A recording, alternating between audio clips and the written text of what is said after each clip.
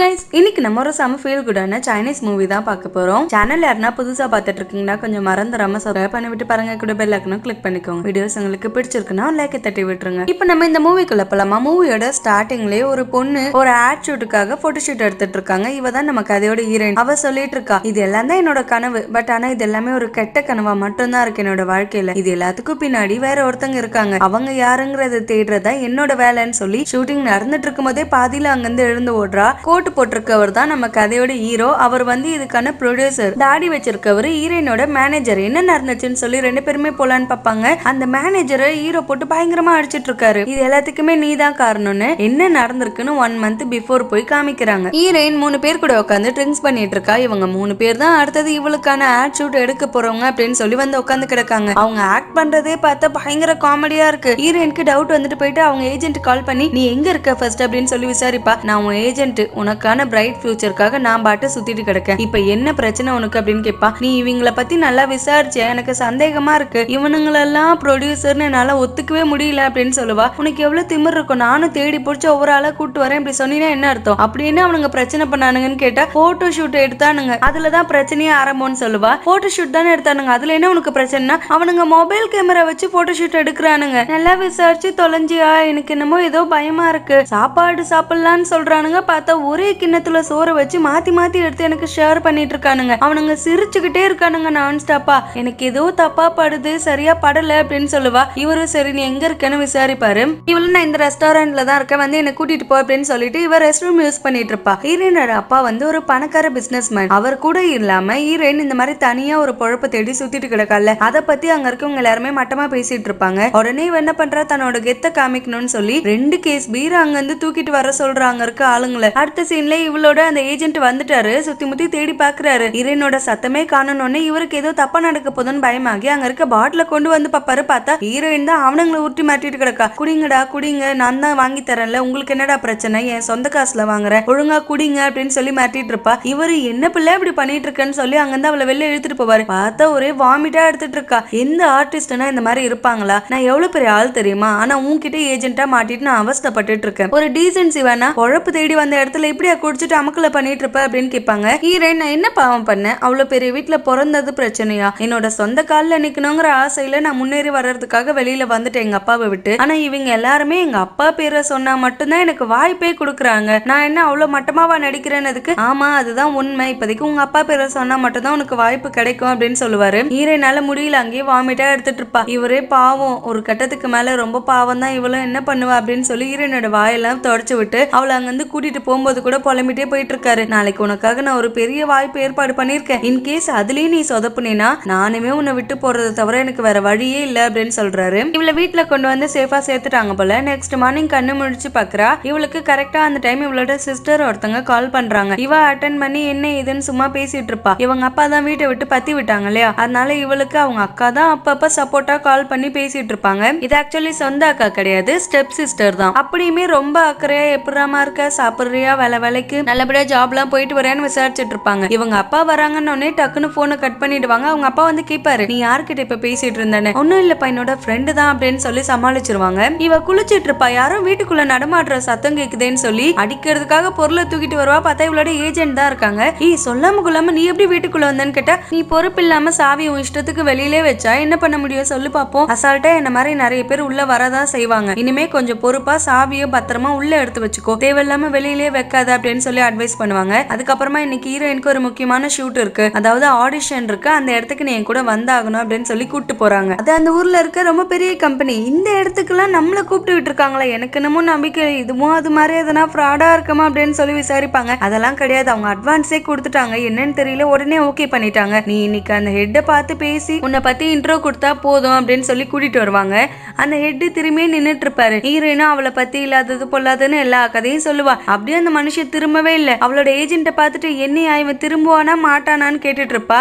டக்குன்னு கை கொடுக்கலான்னு அந்த மனுஷன் திரும்புறாரு. பார்த்தா ஹீரோயினுக்கு செம்ம ஷாக்கு. ஹீரோயினோட எக்ஸ் லவ்வர் தான் அவரு. ஒரு நிமிஷம் கடந்த கால வாழ்க்கையெல்லாம் கண்ணு முன்னாடி வந்து ஓடிட்டு கிடக்கு. பேச்சு வாக்குல அவங்கிட்ட கேக்குறா, உங்களுக்கு என்ன ஞாபகம் இருக்கா அப்படின்னு விசாரிப்பா. அவங்க ஏஜென்ட், நம்மளே இப்பதான் பிள்ளை வந்திருக்கோம், நம்மள எங்கிருந்து அவருக்கு ஞாபகம் இருக்க போகுது, எதுக்கு தேவையில்லாத வேலை எல்லாம் பண்ணிட்டு வந்திருக்க, கொஞ்சம் அமைதியா இருக்கியா நீ அப்படின்னு சொல்லுவாரு. இவ அதெல்லாம் கேட்காம, நான் கேட்ட கேள்விக்கு நீங்க இன்னும் பதிலே சொல்லலையே, உங்களுக்கு தெரியுமா தெரியாதா, விளக்கம் கொடுங்க அப்படின்னு கேட்பா. அவன், எனக்கு எப்படிங்க உங்களுக்கு தெரியும், இப்பதான் ஏதோ உங்க டீட்டெயில் எல்லாமே செக் பண்ணிட்டு கிடக்கேன், ஏஜென்ட் ஆல்ரெடி உங்களை பத்தி சொன்னாரு, அதனால கொஞ்சம் நஞ்சம் தெரியும் அப்படின்னு சொல்லி சீன் போடுவான். ஹீரோயின், அப்படிங்களா, சரி ஓகே, என்ன முன்ன பின்னே தெரியாத உங்ககிட்ட ஒர்க் பண்றதுக்கு எனக்கு விருப்பம் இல்ல, இந்த ப்ராஜெக்டே எனக்கு வேணான்னு சொல்லி மூஞ்சில் அடிச்ச மாதிரி சொல்லிட்டு அங்கிருந்து எழுந்து வெளில போவா. இவ அழுதுட்டே போறா. ஹீரோ வேற ஒரு பிளாஷ்பேக்கே யோசிச்சு பாக்குறேன். ஹீரோக்கு எல்லாமே ஞாபகம் இருக்கு. ஹீரோவும் ஹீரோயினும் காலேஜ் டேஸ்ல லவ் பண்ணிருக்காங்க. ஹீரோயின் காலேஜ் ஜூனியரா இருக்கப்ப ஹீரோ சீனியரா இருந்திருக்கான். இவங்களுக்கு மிலிட்டரி ட்ரைனிங் எல்லாம் ஹீரோ தான் கொடுப்பான். இவங்க ரெண்டு பேருக்குள்ள சின்ன சின்னதா ஒரு இன்ட்ராக்ஷன் ஏற்பட்டு அதுக்கப்புறமா லவ் பண்ண ஆரம்பிச்சிருக்காங்க. ஆனா அந்த லவ் எல்லாம் இப்ப ஒண்ணுமே இல்ல, நீ யாருன்னு கூட எனக்கு தெரியலன்னு சொல்லவே இவனும் ஃபீல் பண்றான். ஆனா ஏன் அவகிட்ட அப்படி சொன்னாங்கிறதுக்கான முழு ரீசன் இன்னும் சொல்லல. அந்த ஏஜென்ட் வந்துட்டு, உனக்கு என்ன கிறுக்காப்ல, இவ்வளவு பெரிய இடத்துல சான்ஸ் வாங்குறதுக்கு நான் அவன் கையில கல்ல விழாத குறையா கெஞ்சி கூத்தாடி உனக்கு வாய்ப்பு வாங்கி கொடுத்தா, நீ என்னன்னா அசால்ட்டா எனக்கு பிடிக்கலன்னு சொல்லிட்டு வந்துட்டு இருக்க, மரியாதை போய் நடிச்சு கொடு அப்படின்னு சொல்லுவா. இவ,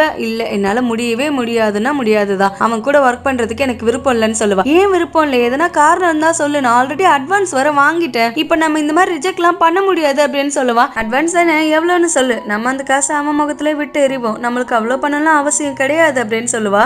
சரி, ஒரு 20 லட்சத்தை எடுத்து வச்சுட்டு நீ இந்த டைலாக் எல்லாம் இன்னும் நல்லாவே பேசிட்டு போகணும்னு இவளுக்கு தூக்கி வாரி போட்டுருச்சு. ஏண்டா அட்வான்ஸே 20 லட்சம் கொடுத்தாங்களா, அவ்வளவு பணத்துக்கு நான் எங்கடா போவேன் அப்படின்னு கேட்பா. அப்ப புரியுது இல்ல, ஒழுங்கா இதுல நடிச்சு கொடுக்குற வழியை மட்டும் பாரு, உனக்கு வேற ஆப்ஷனே கிடையாதுன்னு சொல்லிடுவா. இவளுக்கு என்ன பண்றதுனே புரியல. ஐயோ, இப்ப நம்ம இதுல வேற நடிக்கணுமான்னு யோசிச்சுக்கிட்டு இருப்பா. அப்ப இவளோட பெஸ்ட் ஃப்ரெண்ட் ஒரு பொண்ணு வரா. எப்படி இருக்கு ஏது இருக்குன்னு பேசிட்டு இருப்பாங்க. அந்த ஏஜென்ட், இங்க பாரு, நான் சொன்னதெல்லாம் உன் நல்லதுக்கு மட்டும்தான் இருக்கும், தயவு செஞ்சு இந்த பெரிய வாய்ப்பை மிஸ் பண்ணிடாத, சீக்கிரமே ப்ரிப்பேர் ஆகி நாளைக்கு வந்துரு அப்படின்னு சொல்லிட்டு அவர் அங்கிருந்து கிளம்பி போயிடுவாரு. இந்த ஃப்ரெண்டுக்கு ஏஜென்ட் மேல லைட்டா இன்ட்ரெஸ்ட் ஆகுது. இங்க என்ன பிரச்சனை ஓடிட்டு இருக்குன்னு கேட்காம, அந்த பையன் கொஞ்சம் ஹேண்ட்ஸமா இருக்கான், யாரு என்ன அப்படின்னு விசாரிப்பா. அது ஏன் ஏஜென்ட் தான், அது ஒரு 7.5 அப்படின்னு சொல்லி அவனை பிடிச்சி இவ திட்டிட்டு கிடப்பா. வீட்டுக்கு போயிட்டு ஹீரோனால தூங்க கூட முடியல. ஐயோ, மைண்டுக்குள்ள இவனே ஓடிட்டு கிடக்கானே, இவன் கூட நான் எப்படி ஒர்க் பண்ண போறேனோ தெரியல அப்படின்னு சொல்லி ஃபீல் பண்ணிட்டு இருப்பா. நெக்ஸ்ட் டே அதுல மெயினா ஒருத்தங்க நடிக்கிறாங்க. அந்த ஹீரோயினை பிடிச்சி உட்கார வச்சிருக்காங்க. ஹீரோயின் வந்து செகண்ட் ஹீரோயின் தான், அதுக்கே அவ்வளவு பணம் கொடுத்து புக் பண்ணிருக்காங்க. இப்ப அந்த மெயின் ஹீரோயின் கூட ஒரு சின்ன மீட்டிங் மாதிரி போடலாம் அப்படின்னு சொல்லி ஹீரோயினும் வர சொல்லிருக்காங்க. ஹீரோயினோட ஏஜென்ட்லாம் வந்துட்டாரு, ஆனா ஹீரோயினை மட்டும் காணோம். இந்த பொண்ணு வேற சீனா போட்டுட்டு கிடக்கு. நான் ஆக்சுவலி எவ்வளவு பெரிய ஆள் தெரியுமா, அவ்வளவு பிஸினா எனக்கு டைமே கிடையாது,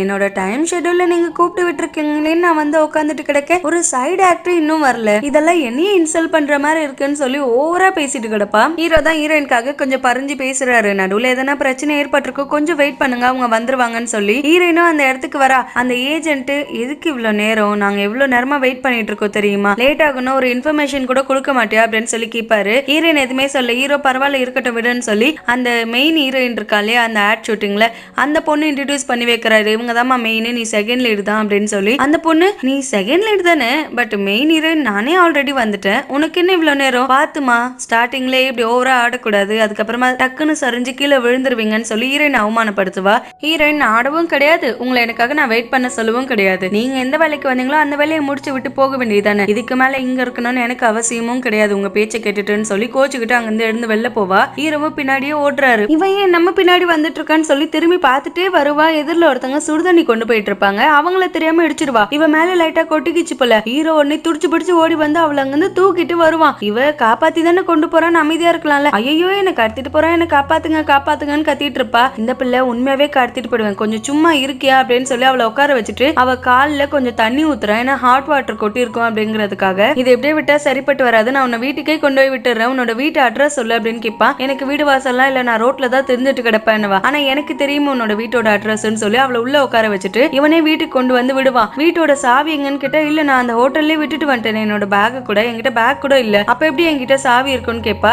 இவன், உன்னோட தில்லாலங்கடி வேலை எல்லாம் எனக்கு தெரியாம இருக்குமா என்ன அப்படின்னு சொல்லி அங்க இருக்க பூந்தொட்டி எடுத்து பாப்பா. அதுக்கு அடியில தான் சாவி கிடக்கு, தோ வச்சிருக்க பார் சாவின்னு சொல்லி கதவை திறப்பா. இவ, அப்பயே சொன்ன என்னோட ஏஜென்ட், கண்ட மேனிக்கு சாவியை போட்டு வைக்காதன்னு, இப்ப பாரு தேவையில்லாம இதுல வேற நான் சிக்கிக்கிட்டேனா அப்படின்னு சொல்லி உள்ள வந்துட்டு ஹீரோ போயிட்டு மருந்து எடுத்துட்டு வந்து அவளுக்கு போட்டு விட்டுட்டு இருப்பான். செம்ம கேரிங்கா பாத்துட்டு இருப்பான். அப்படியுமே இவளுக்கு பெருசா மனசெல்லாம் இறங்கல. வெளியில யாரோ காலிங் பில் அடிக்கிற சத்தம் கேக்குது. ஹீரோ, நீங்க உட்காரு நான் போய் பாக்குறேன்னு சொல்லி அதையுமே இவன் தான் போய் திறந்து பாக்குறான். ஏஜென்ட், இன்னையா நீ சம்பந்தமே இல்லாம அவ வீட்டுக்குள்ள உட்காந்துட்டு கிடக்குன்னு ஒரு மாதிரி டவுட்டா இருப்பாரு. ஆனா அப்போதைக்கு எதுவுமே கேட்காம இவர் பாட்டு போய் அவ பக்கத்துலயே உட்காந்துட்டு சிப்ஸ் சாப்பிட்டுட்டு இருப்பாரு. ஹீரோ அவளுக்கு மருந்தெல்லாம் போட்டு விட்டு உடம்ப பாத்துக்கோன்னு சொல்லி, சரி என்னோட கோட்டை எடுத்து கொடுன்னு கேட்பாரு. ஏஜென்ட் நக்கலா அந்த கோட்டை எடுத்து கொடுத்துட்டு, நீங்க கிளம்புங்க, எது வந்தாலும் நான் பாத்துக்கிறேன்னு சொல்லி அனுப்பி வச்சிருவான். ஹீரோயினை பார்த்துட்டு, எனக்கு என்னமோ எதுவும் மட்டுப்படலையே, இந்த கான்ட்ராக்ட் எதுக்கு அவன் நம்ம நம்ம கிட்ட கொடுத்தாங்கிறது எனக்கு கொஞ்சம் குழப்பமா தான் இருக்கு அப்படின்னு சொல்லி ஹீரோயின் டவுட்டா பாப்பாரு. ஹீரோயினுக்கு ரொம்ப மனசு சரியில்லைன்னு அவங்க அக்காவை மீட் பண்றா. அவங்க அக்கா கிட்ட இந்த மாதிரி மறுபடியும் ஹீரோயினோட வாழ்க்கையில வந்திருக்கான், அவங்க கிட்ட நான் ஒர்க் பண்ணிட்டு இருக்கேன்னு அவங்க அக்காவோட ரியாக்ஷன் ஏதோ மாறுது. என்ன வேலை பார்த்து வச்சிருக்கான்னு தெரியல. ஹீரோயின் கிட்ட அவன் எதுக்கு மறுபடியும் உன்னோட வாழ்க்கையில வந்திருக்கான், ஆல்ரெடி நீ வேணான்னு சொல்லி சொல்லாம கூட விட்டுட்டு ஓடனவன் தானே, அவன் மறுபடியும் வந்திருக்கானா மறுபடியும் உன்னை ஏமாத்திட்டு தான் போவான். சோ தேவையில்லாம அவனை நம்பிலாம் உன்னோட வாழ்க்கைக்கு எடுத்துக்காத, அவன் கூட இருக்க அந்த லிங்கே கட் பண்ணு அப்படின்னு சொல்லிட்டு இருக்கா. ஹீரோயினும் அதனால லைட்டா கன்ஃபியூஷன்ல இருக்கா. நம்ம அக்காவே இப்படி சொல்லிட்டு இருக்காளே, ஒருவேளை அவன் மறுபடியும் ஏமாத்த தான் வந்திருக்கானோ அப்படின்னு சொல்லி யோசிச்சுட்டு இருக்கா.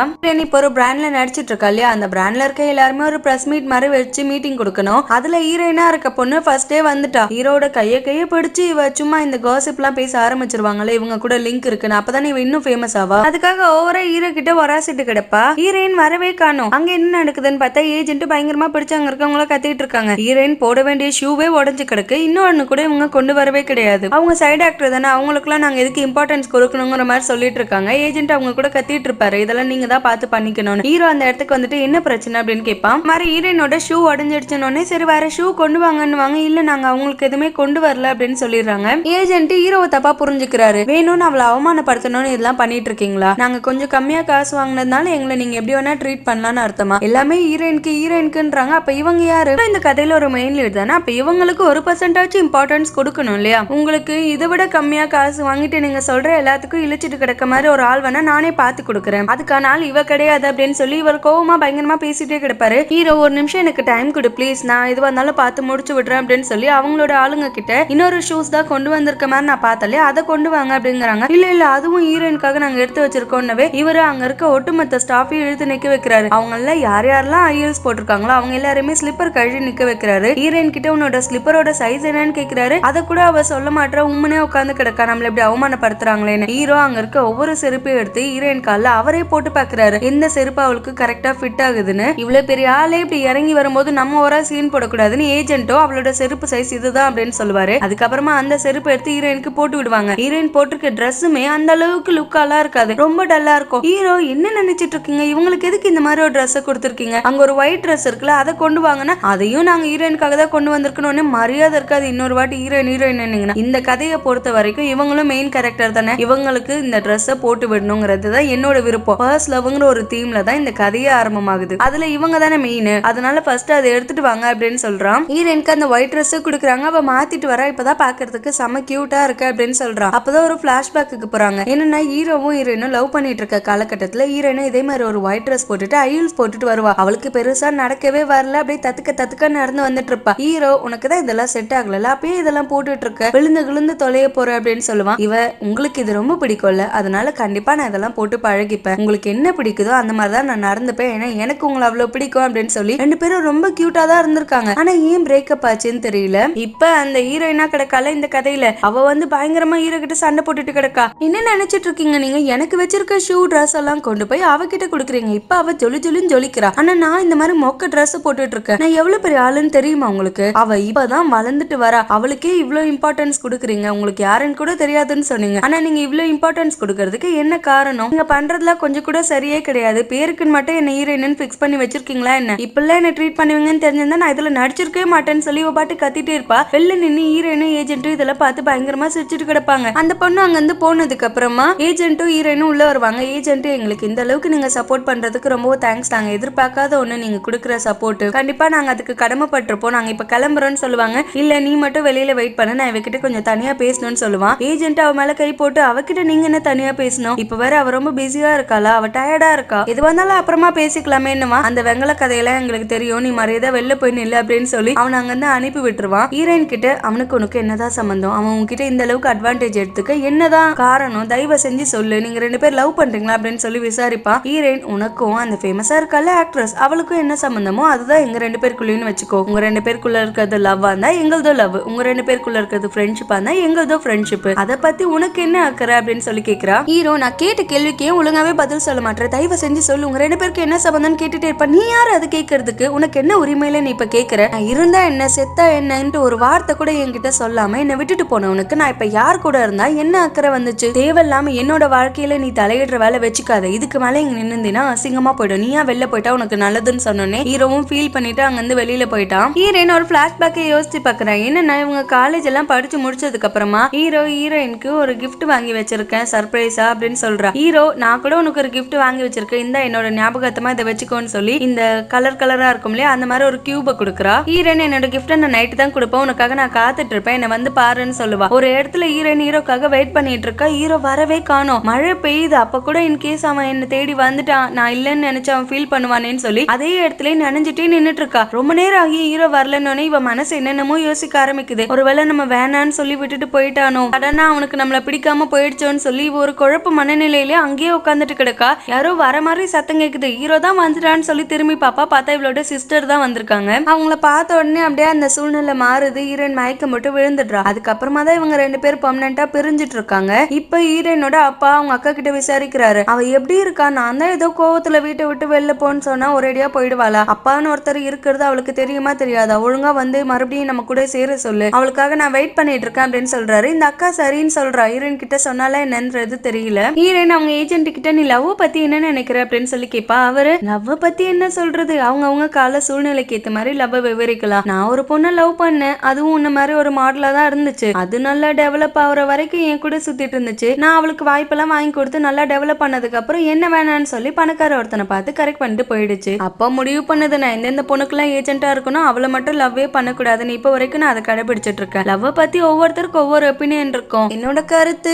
கால சூழ்நிலைக்கு ஏத்த மாதிரி முடிவுகள் மாறும் லவ் பத்தி அப்படின்னு சொல்லுவான். ஹீரோனும் சரி ஓகே நான் அங்க இருந்து கிளம்பி போலான்னு பாப்பா. கரெக்டா ஹீரோ வரான். உங்ககிட்ட நான் கொஞ்சம் தனியா பேசி ஆகணும்னு, அதுக்கு நம்மளுக்குள்ள பேச என்ன இருக்கு, அவ்வளவுதான் எல்லாமே பேசி முடிச்சாச்சு, இதுக்கு மேல பேசுறதுக்கு எதுவுமே இல்லைன்னு சொல்லி அங்க இருந்து போவா. நீ உன்னை பத்தின நியூஸை செக் பண்ணியா இல்லன்னு இவ பதறிட்டு போன் எடுத்து பாக்குறா. பார்த்தா ஒரு 3 பேர் கூட இவ ட்ரிங்க்ஸ் பண்ணா இல்லையா ஸ்டார்டிங் சீன்ல, அந்த 3 பேர் கூட இவ இருக்க வீடியோவை யாரோ வெளில எடுத்து போட்டாங்க. பணக்கார வீட்டு பொண்ணு அப்பா பேச்ச கேட்காம தனியா வெளியில போய் வாழ போறேன்னு சொல்லி இந்த மாதிரி தப்பான வேலை பண்ணிட்டு இருக்கு வாய்ப்புகளுக்காக. இவங்க கூட போனா அவங்க கூட போனான்னு சொல்லி இவளை பத்தி கேவலமா நிறைய நியூஸ் ஸ்ப்ரெட் ஆகிட்டே இருக்கு. அதெல்லாம் பார்த்து ஃபீல் பண்ணிட்டு கிடப்பா. வெந்த புல்லுல வேலை பாய்ச்சுற மாதிரி அதுல இருக்க ஆக்ட்ரஸ் வந்துட்டா. ஓ இப்படிதான் நீ வாய்ப்புகள்லாம் தேடிட்டு இருக்க, இவ்வளவு மட்டமான ஆளா நீ, அப்படிதான் இவ்வளவு பெரிய இடத்த சீக்கிரமே புடிச்சிட்ட போல, நான் கூட உன்னை என்னமோ ஏதோ நினைச்சேன், இவ்வளவு கேவலமா இருப்பேன்னு நான் நினைக்கவே இல்லைன்னு சொல்லி அவளை இன்னும் ஃபீல் பண்ண வச்சுட்டு இருப்பா. ஹீரோ மறையதா வாயை முட்டு வெளில போயிடும். ஒருத்தங்களுக்கு ஹெல்ப் பண்ண முடியலனாலும் அவங்களோட கஷ்டத்துல இன்னும் கஷ்டத்தை கொண்டு வந்துட்டு இருக்காத, அமைதியா நெல்லு அப்படின்னு சொல்லிட்டு ஹீரோனை பார்த்துட்டு இதுக்கெல்லாம் நீ ஃபீல் பண்ணாத, வளர்ந்து வரவங்க மேல இந்த மாதிரி நிறைய பழிப்பாவங்கள் வர்றது சாதாரண விஷயம் தான், அதுக்கெல்லாம் நம்ம ஃபீல் பண்ணோம்னா ரொம்ப இன்னும் கஷ்டமா போயிடும் வாழ்க்கையே, இதுக்காகலாம் நீ உடஞ்சு போயிடாத, கொஞ்சம் மனசை தேத்திக்கோ அப்படின்னு சொல்லி சமாதானப்படுத்துவா. இவளுக்கான அந்த ஆட் ஷூட்டிங்கும் ஸ்டார்ட் ஆயிடுச்சு. சுத்தி இருக்கவங்க எல்லாருமே இவதான் அந்த பொண்ணு இவதான் அந்த பொண்ணு அப்படின்னு சொல்லி ஹீரோனை பத்தி ரொம்ப தப்பு தப்பா பேசிட்டு இருக்காங்க. இதுக்கு காரணம் யாரு நினைக்கிறாங்கன்னா ஹீரோனோட ஏஜென்ட் நினைக்கிறாங்க. ஏஜென்ட் தான் பிளான் பண்ணி இவ வைரல் ஆகணும்னு இப்படி பண்ணிருக்காருன்னு சொல்லி, ஏன்னா ஏஜென்ட் தான் அவ கூட அந்த இடத்துல இருந்திருக்காரு, வேற யாருமே கிடையாது. சோ இவங்க ரெண்டு பேரை பத்தி ரொம்ப தப்பு தப்பா பேசிட்டு இருக்காங்க. ஹீரோயின் அந்த இடத்துல உட்காந்துக்கிட்டு நான் ஆசைப்பட்ட ட்ரீம் பிளேஸ் இது, இவ்வளவு பெரிய இடத்துல வந்து உட்காரணும்னு ஆசைப்பட்டேன், ஆனா ஒரு மன நிறைவா என்னால உட்கார முடியல, இவங்க இவ்வளவு தப்பு தப்பா பேசுறதை கேட்டுட்டு இந்த இடத்துல இதுக்கு மேல நான் இருக்க மாட்டேன்னு சொல்லி கத்தி அழுதுட்டு ஃபீல் பண்ணி அங்கிருந்து வெளில போயிருக்கா. அந்த சீனை தான் ஸ்டார்டிங்ல நம்ம பார்த்திருக்கோம். இப்ப டைரக்டா அவங்களோட வீட்டுக்கு தான் இவ போயிருக்கா. போயிட்டு அவங்க அக்கா கிட்ட இந்த பிரச்சனை எல்லாம் சொல்லுவா. அவங்க அக்கா அப்பா உன் மேல கொல்ல வெறியில இருக்காரு, இந்த டைம் இங்க வந்து நின்னா அவரோட கோபம் இன்னும் அதிகமாயிடும், தயவு செஞ்சு நீ இங்க இருந்து கிளம்பி போ, அப்பா சமாதானம் ஆனதுக்கு அப்புறம் நானே உன்னை கூட்டிட்டு வரேன் அப்படின்னு சொல்றாங்க. இவ நான் எங்க போவேன், நீங்க யாருமே கூட ஆறுதலா இல்லைன்னா நான் எங்கேயோ போறேன்னு சொல்லி பாவம் அழுதுட்டு அங்க இருந்து கிளம்பி போயிடுறா. இந்த ஏஜென்ட் ஒரு பக்கம் ஹீரோயின் வீட்டுக்கு வந்து பயங்கரமா கத்திட்டு கிடக்காரு. நான் எதையுமே பண்ணலமா, நான் எதுக்கு இதெல்லாம் பண்ணணும் சொல்லு பாப்போம், உனக்கான வாய்ப்புகளுக்காக மெயினா தெரிஞ்சிட்டு இருக்கவனே நான் தான், நான் போய் இப்படி பண்ணிருப்பேன், தயவு செஞ்சு என்ன தப்பா நினைக்காத அப்படின்னு சொல்லி கெஞ்சிட்டு இருப்பாரு. ஆனா ஹீரோயின் தான் உள்ளேயே இல்லையா, அவ பாட்டு ரோட்ல தெரிஞ்சிட்டு கிடக்கா. சரி அவ இல்லன்னு புரிஞ்சுக்கிட்டு அங்க இருந்து கிளம்பலான்னு பாப்பாரு. அவ வீட்டுக்கிட்ட இருந்து யாரோ ஒருத்தர் கேமரா எடுத்துட்டு போறத இவர் கண்டுபிடிச்சிட்டாரு. உடனே அவனை ஃபாலோ பண்றாரு. இன்னொரு பக்கத்துல ஹீரோயின் ரோட்ல நடமாடிட்டு இருப்பால, ஹீரோ எங்கெங்கயோ தேடி கடைசியா கண்டுபிடிச்சிட்டாரு. ஏன் இப்படி ரோட்ல எல்லாம் நடமாடிட்டு இருக்க, என் கூட வா, இது வந்தாலும் பேசிக்கலாம்னு சொல்லி கூப்பிடுவாரு. அட போயா, நான் நம்புறேன் எல்லாருமே என்ன கை விட்டுட்டு தான் போயிட்டு இருக்கீங்க, இதுல நீ மட்டும் இப்ப வந்து என்ன பண்ண போற, ஆல்ரெடி என்ன விட்டுட்டு போனவன் தானே,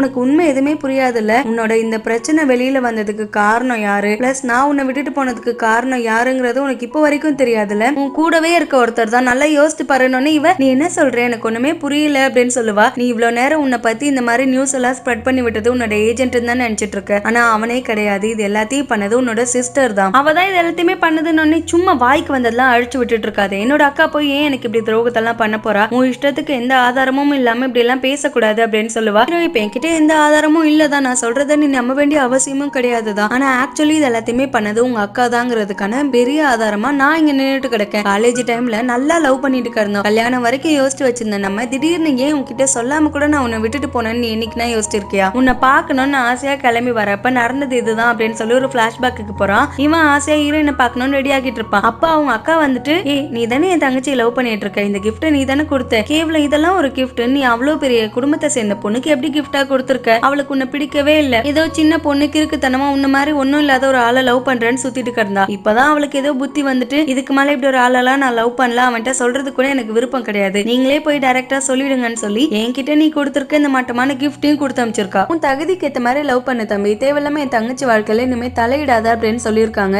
இப்ப ஹீரோ அதை கொண்டு வந்து காமிச்சு, இது நான் உனக்கு கொடுத்த கிஃப்ட், இந்த கிஃப்ட் எப்படி உங்க அக்கா கையில போச்சு, இதை வச்சுட்டு உங்க அக்கா சொல்லவே தான் நான் எல்லாத்தையும் நம்பிட்டு அதுக்கப்புறம் நானே சொல்லாம கொள்ளாம உன்னை விட்டுட்டு கிளம்பி போயிட்டேன் அப்படின்னு சொல்லுவா. ஹீரோ இந்த கிஃப்ட் என்கிட்ட இருந்து தொலைஞ்சு போயிடுச்சு, அதை நான் தேடாத இடமே இல்ல, நான் எவ்வளவு தேடியாது எனக்கு கிடைக்கவே கிடையாது, ஆனா அதை அவ கொண்டு வந்து உன்கிட்ட கொடுத்துருக்கானா அது என்ன காரணம்னு எனக்கு இப்ப வரைக்கும் புரியல, குழப்பமா இருக்கு, இப்பயே நீ சொல்றது உண்மையா பொய்யாங்கிறது கூட புரியாத ஒரு நிலையில தான் நான் நின்னுட்டு இருக்கேன் அப்படின்னு சொல்லுவா. ஹீரோ இதுக்கு மேலே உனக்கு நம்பிக்கை இல்லைன்னு சொல்லி பேசிட்டு இருப்பான். அப்ப ஏஜென்ட் கால் பண்ணுவாருன்னு சொல்லி லவுட் ஸ்பீக்கர் போடுவான். அந்த ஏஜென்ட், நான் தான் இதெல்லாம் பண்ண, நீ கூட என்ன நம்ப ஆரம்பிச்சிட்டல, ஆனா இதெல்லாம் பண்ணது நான் கிடையாது, அதுக்கான ஒரு பெர்ஃபெக்ட் ஆதாரத்தை நான் வச்சிருக்கேன், அவனே சொல்லுவான் கேளுன்ட்டு அந்த போட்டோகிராஃபரை பிடிச்சிட்டு இருக்காரு. அந்த போட்டோகிராஃபர் என்ன சொல்றாருன்னா, கடந்த ஒரு 6 மாசமா நான் தான் உங்களை ஃபாலோ பண்ணிட்டு இருக்கேன் மேடம், நீங்க எங்க போனாலும் உங்களை போட்டோ எடுத்துட்டு இருக்கேன், ஒரு லேடி தான் இதை பண்ண சொன்னாங்க, ஆக்சுவலி அவங்க உங்களோட அக்கான்னு நான் நினைக்கிறேன், ஆனா அவங்க ஏன் இதெல்லாம் பண்ண சொன்னாங்கன்றதுலாம் எனக்கு தெரியாது அப்படின்னு சொல்லிடுவாங்க. ஹீரோயின் ஏஜென்ட் கூட ஹீரோ கூட உட்காந்து பேசிட்டு இருப்பா. எங்க அக்கா ஏன் இதெல்லாம் பண்றான்னு இப்ப வரைக்கும் எனக்கு எந்த ஐடியாவுமே கிடையாது, நான் அவளுக்கு எந்த விதத்துல துரோகம் விளைச்சேன், அவ ஏன் எனக்கு போய் இப்படி பண்ணிட்டு இருக்கா அப்படின்னு சொல்லி ஃபீல் பண்ணிட்டு இருப்பா.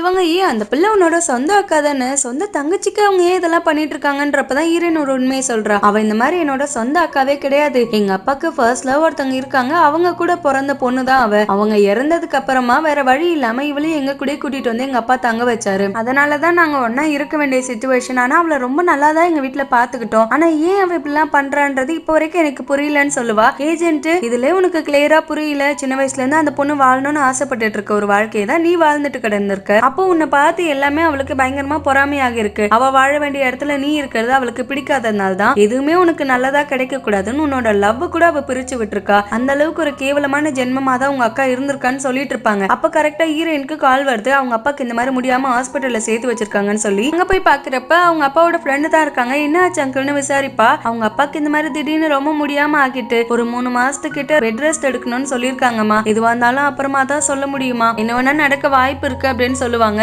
இவ ஃபீல் பண்ணிட்டு சரி எங்க அக்கா தான் எங்க போனா அப்படின்னு விசாரிப்பா. உங்க அக்கா எங்க போனானே தெரியல, அப்பா எப்படி சாக கிடக்காரு, டக்குன்னு பார்த்தா எனக்கு ஒரு முக்கியமான வேலை இருக்குன்னு சொல்லி இங்க இருந்து கிளம்பி போயிட்டா, எங்க போறேன்னு கூட சொல்லிட்டு போலன்னு சொல்லுவாங்க. வீட்டுல என்ன பண்றானா அவ, இவங்க அப்பா சாக போறாருல, எங்க இருந்து எல்லா சொத்தையும் தான் பொண்ணுக்கு எழுதி வச்சிட போறாருன்னு சொல்லி இவளே லாயர்ஸ் எல்லாம் ஏற்பாடு பண்ணி எல்லா சொத்தையும் தான் பேர்ல மாத்திக்கணும்னு பிளான் வச்சிருக்கா. அவங்க அப்பாவோட ஃப்ரெண்டு பிளஸ் இவர் ஃபேமிலி லாயர், நீங்க இப்படிலாம் பண்ண வேண்டிய அவசியமே கிடையாது, உங்க அப்பா உங்களை எந்த இடத்துல வச்சிருக்காரு நீங்க இப்பதான் புரிஞ்சுக்க போறீங்கன்னு சொல்லி அவளுக்கு ஒரு டாக்குமெண்ட் கொடுக்கறாரு. பார்த்தா முக்காவாசி சொத்தையுமே இவ பேர்ல தான் எழுதி வச்சிருக்காரு, சும்மா சின்ன சின்ன சொத்துக்களை தான் அவங்க தங்கச்சி பேர்ல எழுதி வச்சிருக்காரு. அதை கேட்ட உடனே இத்தனை நாள் நம்ம எவ்வளவு கேவலமா இருந்திருக்கோம், தன்னோட சொந்த பொண்ணுக்கு தான் கொடுப்பாங்க, நம்ம ஜஸ்ட் ஸ்டெப் சிஸ்டர் தானே, அதனால நம்மளுக்கு எவ்வளவு கொடுக்க போறாருன்னு நினைச்சேன், ஆனா நம்ம அப்பா நம்ம மேலதான் அதிகமா பாசம் வச்சிருக்காரு, அதை கூட நம்ம புரிஞ்சுக்கலன்னு சொல்லி இவ பயங்கரமா ஃபீல் பண்ணி அழுதுட்டு கிடக்கா. இப்படியே ஒரு 3 மாசம் ஓடிடுச்சு. ஹீரோயின் மறுபடியும் அந்த ஆட்ல எல்லாம் போய் நடிக்கல, அவங்க அப்பாவே பாத்துட்டு இருக்கா. இந்த வீட்ல இருந்து ஷிஃப்ட் ஆகி வேற ஒரு வீட்டுக்கு போலான்னு சொல்லி எல்லாமே ப்ரிப்பேர் பண்ணிட்டு இருப்பா. ஹீரோ ஒரு இன்டர்வியூ கொடுத்துட்டு இருக்கா. அந்த இன்டர்வியூல விசாரிக்கிறாங்க, அந்த பொண்ணு திடீர்னு சொல்லாம கொள்ளாம போயிட்டாங்க, அது மட்டும் இல்லாம அவங்கள பத்தி நிறைய நியூஸ் எல்லாம் ஸ்ப்ரெட் ஆகிட்டு இருந்துச்சு, இப்ப மறுபடியும் அவங்களே நீங்க நடிக்க போறீங்களா இல்லன்னா வேற யாருன்னா நடிக்க போறாங்களா அப்படின்னு சொல்லி விசாரிப்பாங்க. ஹீரோ என்ன நடந்தாலும் சரி அந்த பொண்ணு ஒரு சிச்சுவேஷன் சரியில்லாதனால தான் போயிருக்கா, அவ ரிட்டர்ன் வர வரைக்கும் நாங்க ஹோல்ட் பண்ணி வேணா வைப்பமே கண்டி வேற யாரையும் நாங்க நடிக்க வைக்க மாட்டோம் அப்படின்னு சொல்லுவா. இந்த அளவுக்கு ஒரு சைடு ஆக்டருக்கு நீங்க இம்பார்ட்டன்ட் கொடுக்க வேண்டிய அவசியம் என்ன இருக்கு, உங்க 2 பேருக்குள்ள என்ன இருக்கு அப்படின்னு சொல்லி கேட்பாங்க. ஹீரோ